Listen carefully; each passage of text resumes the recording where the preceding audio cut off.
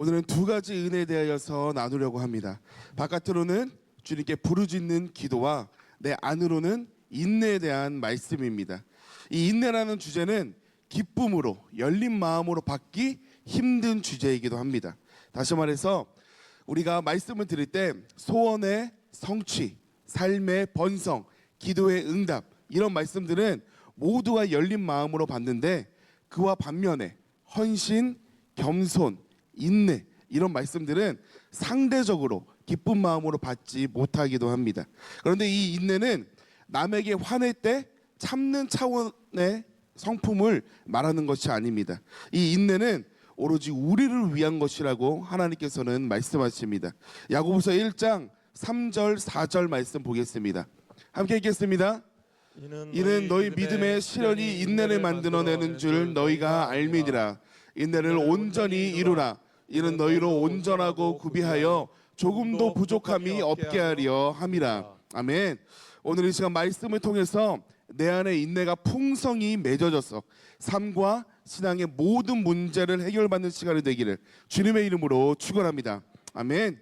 내 기도의 응답이 어디까지 온 건지, 현재 위치가 어딘지, 얼마 뒤에 나에게 응답이 오는 건지 답답한 심정이 들기도 한다는 것입니다.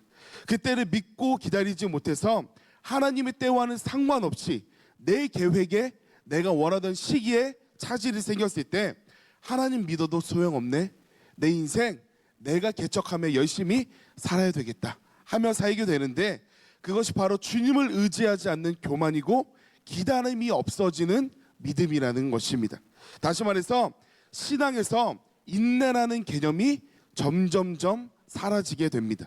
그래서 하나님께서 우리에게 믿고 인내하라는 음성을 주시거나 기다릴 수밖에 없는 상황과 형편을 나를 통해 이끌어 가실 때 우리는 이 믿음이라는 것을 내가 과연 제대로 사용하고 있는지, 주님의 역사를 정말로 믿고 있는지 나의 믿음을 한 번씩 점검해야 됩니다.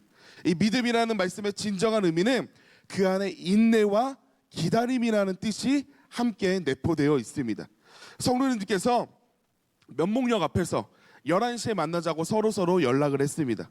5분을 기다리고 10분을 기다려도 상대방이 안 오는 거예요. 핸드폰이 없다고 가정하고. 그럼 우리는 언제까지 기다려야 할까요? 20분? 30분? 다 다를 수 있어요. 신기한 건 언제까지 기다리느냐 하는 이 문제의 답은 상대방이 빨리 오는 사람이든 늦게 오는 사람이든 우리의 대답은 똑같다는 것입니다. 언제까지 기다리냐면 그 사람을 내가 믿는 만큼 기다리게 됩니다. 이 사람은 반드시 오는 사람이야. 이분은 내가 믿는 분이야. 이런 믿음이 있다면 그 사람이 올 때까지 나는 기다리게 될 거예요. 근데 어떤 사람은 시간 약속도 잘 안 지키고 약속 직전에 못 온다고 연락을 하던 사람이면 내가 그 사람을 오래 기다리지 않고 그 자리를 떠나기도 한다는 것입니다. 그러니까 이 기다림이라는 것은 믿음 안에 당연히 하나 되어 들어있는 하나의 문장과도 같습니다. 그런데 우리의 인생이 내가 계획한 대로, 내가 생각한 대로 전부 이루어진다면 인내라는 말씀도 믿음이라는 말씀도 우리에게 필요가 없을 수도 있어요. 만약에 누군가 자녀를 놓고 구체적으로 생각하고 하나하나 적어냅니다. 우리 자녀가 몇 살에 대학 졸업해서 대기업 들어가고 억대 연봉을 받으면서 부모님께 효도하고 공경하고 믿음 생활도 잘해서 날마다 주님과 동행하고 나도 내가 하는 일마다 복이 넘치고 이런 것들을 우리가 노트에 수십 번 적고 수백 번을 적는다고 해도 내가 그려놓은 계획대로만 인생이 흘러가지 않는다는 것입니다. 우리 모두 경험해서 이것을 알고 있습니다. 아무리 철저한 계획이라고 해도 이 세상은 내 뜻대로만, 내 생각대로만 이루어지지는 않습니다. 그래서 우리에게는 하나님께서 나를 가장 복되고 의로운 길로 인도하실 것이라는 이 믿음, 이 기다림의 인내가 동반되어 있는 온전한 믿음이 우리에게 필요한 것입니다. 하나님께서는 계획하시는 분이십니다. 전 세계 기업들은 세상의 흐름에 청사진을 맞추며 계획하지만 하나님께서 정하신 때에 정하신 계획을 세상과 상관없이 세상의 기준과는 관계없이 이루시는 분이 바로 하나님이십니다. 바다를 갈라서 마른 땅에 되게 하시는 게 과연 세상의 흐름과 맞느냐 묻는다면 맞지 않다라고 모두가 대답할 거예요. 성벽을 도이다가 고함을 쳤더니 그 성벽이 무너지더라. 과연 이거는 세상의 상식이 맞느냐 물어본다면 그것도 세상 상식과는 맞지 않다라고 말할 수 있습니다. 그런데 하나님 안에서는 그 모든 게 가능케 된다라는 것입니다. 하나님께서는 세상의 흐름, 세상의 상식, 세상의 기준을 바라보지 말고 내가 약속한 그 말씀을 믿고 너희는 살아가기만 해라. 너희가 믿기만 한다면 내가 역사하겠다. 끊임없이 우리에게 말씀하십니다. 우리들에게 하나님을 믿되 인내를 동반한 이 온전한 믿음이 풍성하기를 주님의 이름으로 축원합니다. 아멘. 그렇다면 하나님의 계획이 무엇인지 예레미야 29장 11절 우리 본문 말씀 다시 한번 읽겠습니다. 함께 읽겠습니다. 나 여호와가 말하노라. 너희를 향한 나의 생각은 내가 아나니 재앙이 아니라 곧 평안이요 너희 장래에 소망을 주려 하는 생각이라. 아멘. 바로 우리 성도님들을 두고 계획하고 있는 일들이 있다고 하나님은 말씀하십니다. 그런데 그 계획은 오직 하나님만 알고 계십니다. 없는 게 아니라 우리가 아직 모를 뿐이라는 것입니다. 저도 제가 이 자리에서 설교하고 있을 것이라고는 꿈에도 생각을 못했습니다. 이 부르심 또한 하나님의 계획 중에 하나였습니다. 그런데 이 계획이 여기 모인 모든 성도님들 한 분 한 분에게 전부 있습니다. 그리고 하나님께서는 오늘도 우리에게 말씀하시는 거예요.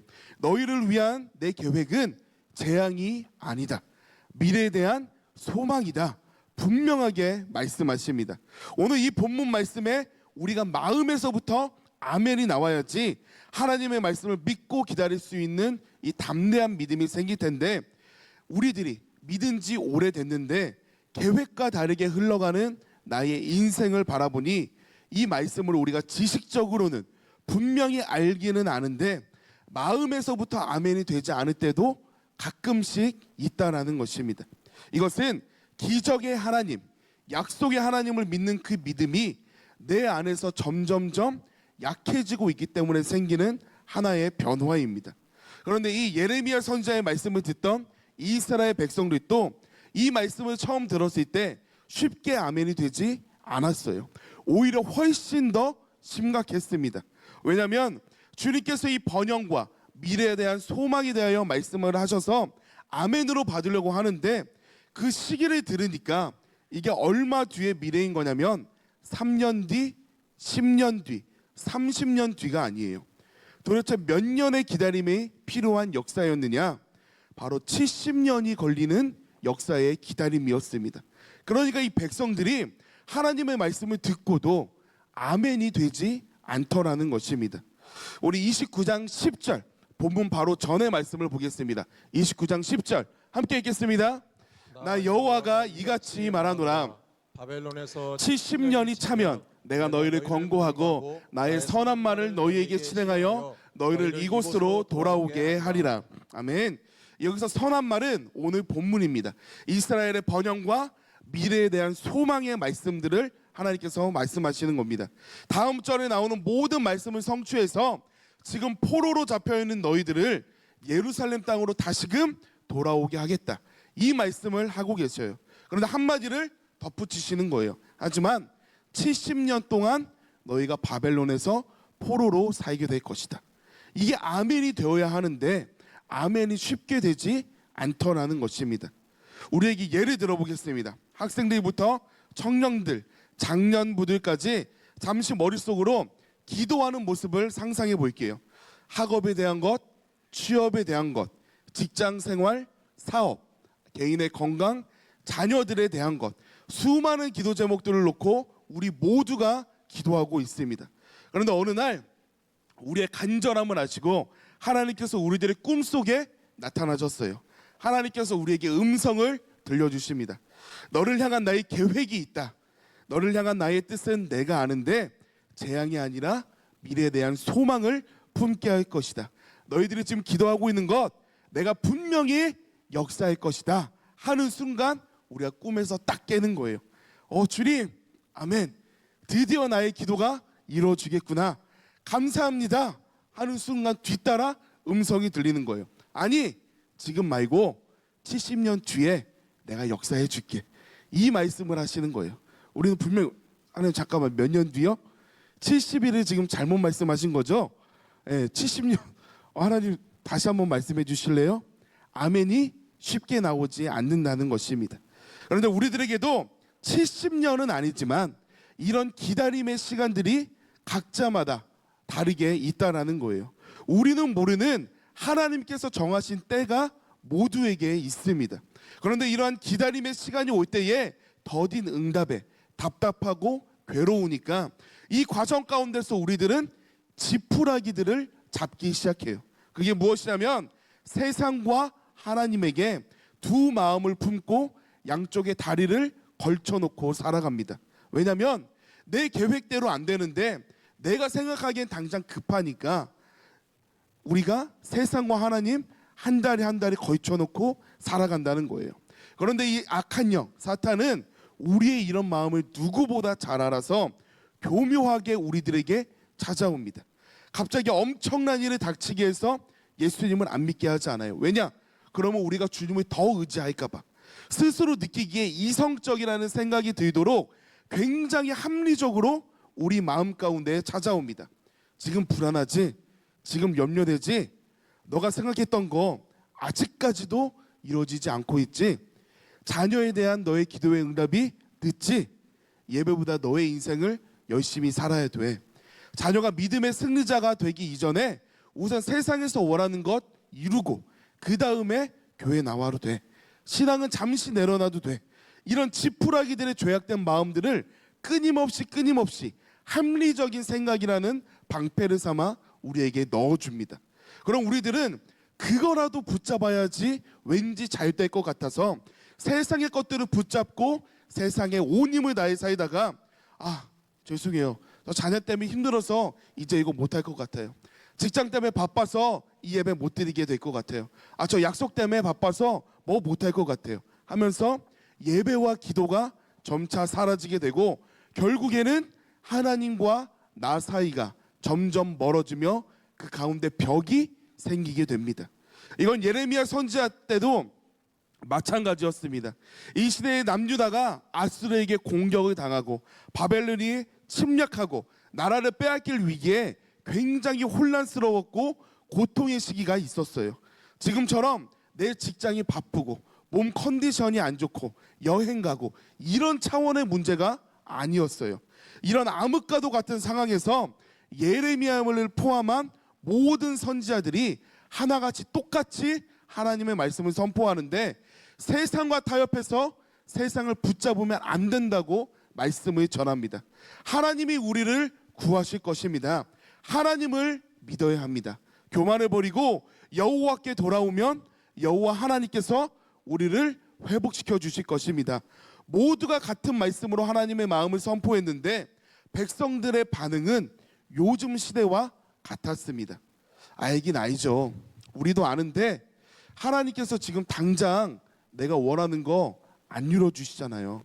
지금 당장 바벨론을 멸하시고 물질의 풍요로움을 주시던지 내가 기도하는 것 이루어주셔야 되는데 내가 기도해도 내 생각대로 안 되고 내 눈앞에 보이는 게 당장 없잖아요. 이런 마음이 당시에도 똑같이 있었습니다. 그리고서 지금 바벨론이 몰려오니까 지금 내가 하나님보다 애굽을 좀 의지해야겠습니다. 내가 시리아를 의지해야겠습니다. 전부 이러고 있을 때 예레미야 선지자가 오늘도 선포하는 것입니다. 그것을 의지하면 안 됩니다. 하나님만을 의지해야 됩니다. 그래야 하나님께서 역사하십니다. 선포하는데도 이 유다의 백성들과 왕은 세상을 의지하며 살아갑니다. 그 백성들이 하나님을 부인하는 게 아니라 믿어요. 믿기는 믿는데 그 하나님은 내가 믿는 신으로서 믿는 분이고 내 인생은 내가 개척해야지. 이게 맞아. 언제까지 하나님의 역사를 내가 기다릴 수는 없어 하면서 자신의 인생만을 위해 살아가는 것입니다. 이런 양다리의 믿음은 역사를 이루는 온전한 믿음이 되기는 힘든 믿음이라고 말할 수 있어요. 한 가지 예를 들어보겠습니다. 예전에도 제가 예를 한번 들은 적이 있는데 어떤 성로님, 우리 교회 성로님이 아니라 이건 예시입니다. 예시. 대만교회 갔더니 그런 성로님이 있더라 하시면 안 돼요. 예, 어떤 성로님이 세상에서도 정말 근면성실하게 살면서 사람들에게도 인정을 받는 분이 있어요. 근데 그분은 새벽부터 교회에 나와서 예배드리고 기도로 하루를 시작해요. 주님을 위해서도 아주 열심히 살아갑니다. 그런데 문제는 토요일 오전만 되면 그분과 연락이 안 되는 거예요. 그래서 어떤 목사님이 성로님 왜 이렇게 연락이 안 되냐고 물어보니까 그 시간에 되게 바빴대요. 아니 뭐 하시냐고 그 시간에 물어보니까 제가 토요일 오전에는 절에 가서 108배도 드리고 예불도 해야 돼서 목사님 저 토요일 오전에는 연락 안 되니까 오후부터 연락을 주세요. 이런 말을 하는 거예요. 그래서 그 모습을 본 목사님이 성로님 하나님을 믿으면서 어떻게 그렇게 살 수 있어요 하니까 아니 목사님 제가 제 인생의 90%는 전부 주님을 위해 드리고 그 토요일 오전에만 제가 잠깐 절에 가는 건데 목사님 그것도 이해 못 하시냐고 오히려 서운해하는 거예요. 목사님 저 정말 하나님 사랑해요. 제가 부처를 사랑하는 것보다 하나님을 10배 더 사랑해요. 하나님을 향한 마음이 10배나 더 커요 하면서 열을 내는 겁니다. 이것을 봤을 때 과연 이분이 하나님을 정말 의지하며 믿음의 사람이구나 라고 말할 수 있을까요? 과연 이걸 보고 이 성로님이 하나님을 정말 많이 사랑하는 분이구나, 부처보다 하나님을 10배 더 사랑하는 분이구나, 우리가 이렇게 말할 수 있겠냐는 것입니다. 사무엘상 7장 3절 4절 말씀을 보겠습니다. 3절 4절 함께 읽겠습니다. 사무엘이 이스라엘 온 족속에게 일러 가로되 너희가 전심으로 여호와께 돌아오려거든 이방 신들과 아스타롯을 너희 중에서 제하고 너희 마음을 여호와께로 향하여 그만 섬기라.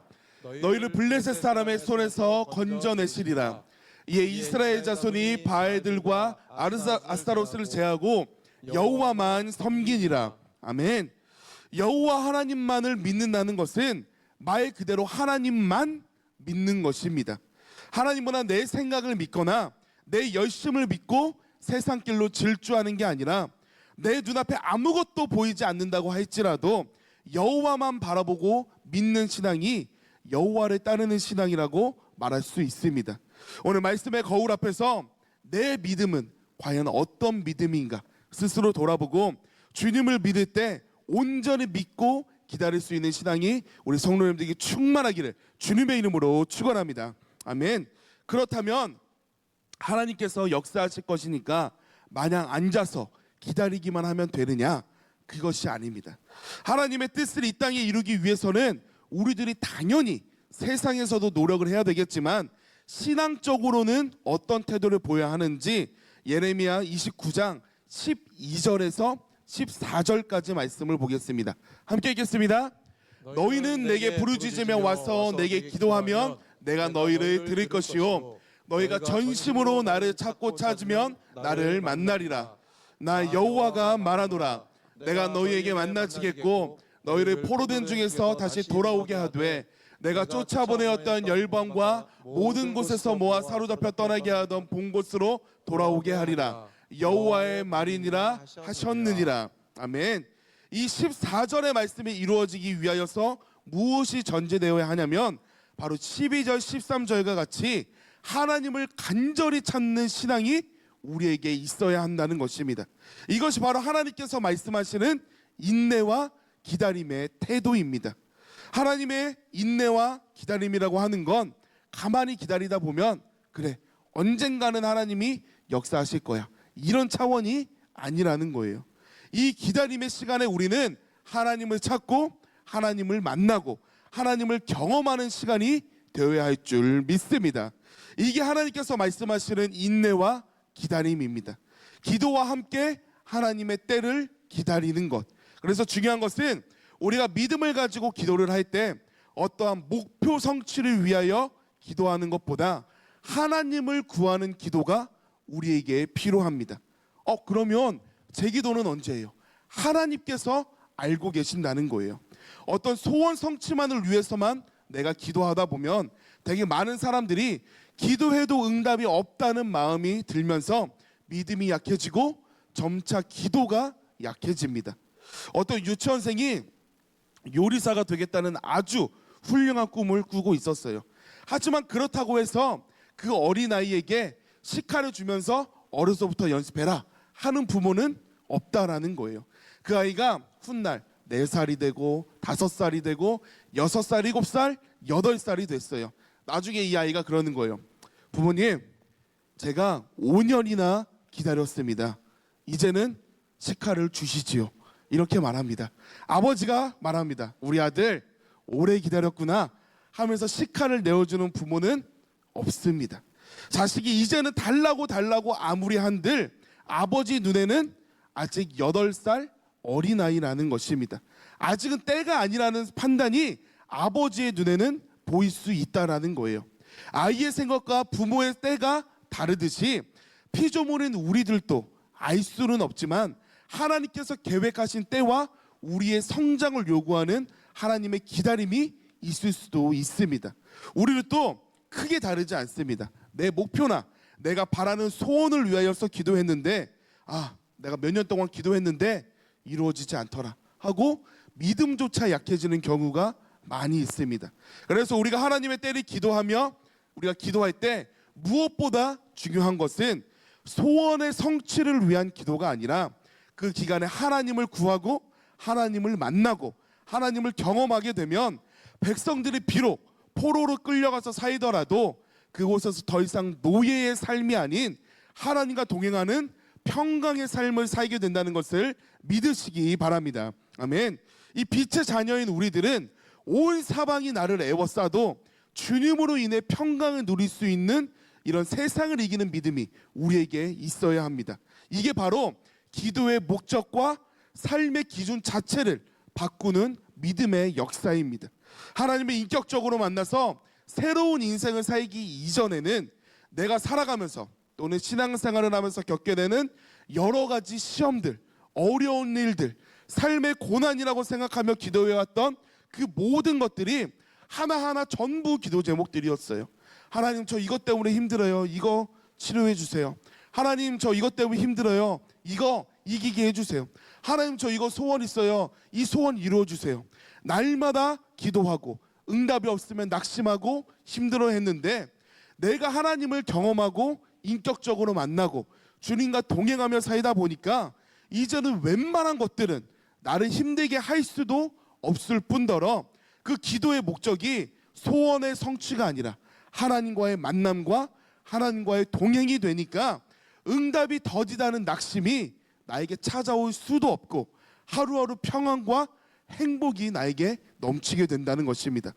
온 사방이 나를 애워싸도 거기에 매이는 것이 아니라 주님으로 인해 평강을 누리는 삶, 죽음의 위험 앞에서도 하나님께 감사를 드릴 줄 아는 이런 기쁨의 인생, 바로 내 기도의 목적과 삶의 기준이 달라질 때 이루어지게 됩니다. 하나님께서는 오늘 말씀하십니다.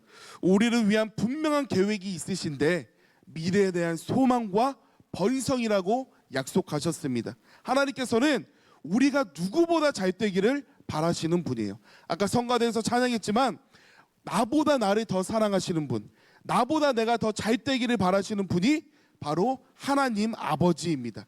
그런데 이때 필요한 것이 2가지 있다고 오늘 함께 나눴습니다. 주님께 부르짖는 간절한 기도와 그 주님의 약속을 믿고 따를 수 있는 인내와 기다림의 믿음. 이 기다림의 시간 동안 주님을 구하고 주님을 경험하는 시간이 되어서 세상 환경을 초월하여 주님으로 인하여 풍성한 삶을 살아가는 모든 성도님들 되시기를 주님의 이름으로 축원합니다. 아멘.